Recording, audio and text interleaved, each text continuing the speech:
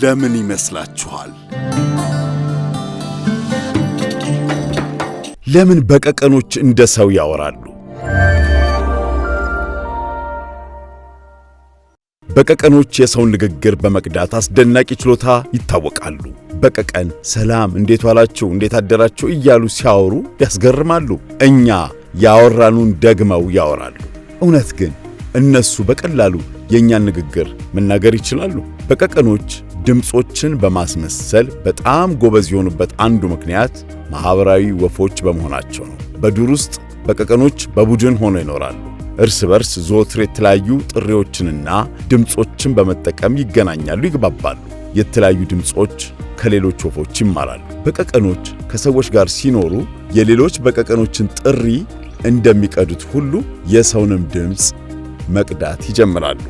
በቀቀኖች ሲሪንክስ የሚባል ልዩ የሰውነት ክፍል አላቸው።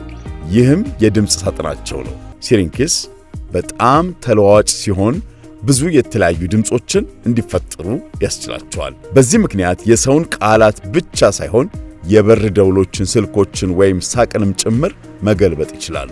በቀቀኖች የሚነጋገሩበት ሌላው ምክንያት ትኩረትና ትምህርት ነው።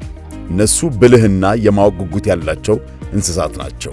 አንድን ቃል ሲደግሙና ሰዎች ሲስቁ፣ ሲናገሩ ወይም ትኩረት ሲሰጧቸው በቀቀን ድምፁ አስፈላጊ መሆኑን ይማራሉ።